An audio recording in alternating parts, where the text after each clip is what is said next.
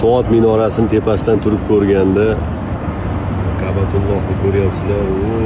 Mana baxt, mana baxt. Makka shahrining eng baland nuqtasida turibmiz. Xudo xohlasa mana bu soat, mana soat minorasi. Ko'ryapsizlarmi? Yaqindan ko'rinib turibdi, mana strekasi aylanayotgani. Mana bu tomonda insonlar ko'p juda ham. Mana ko'rib turibsizlar. Makka shahri kaftdek ko'rinadi. Juda ham go'zal.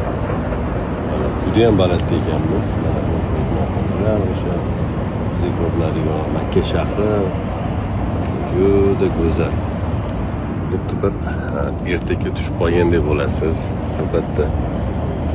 Ertakka tushib qolgandek bo'lasiz. Juda ham go'zal.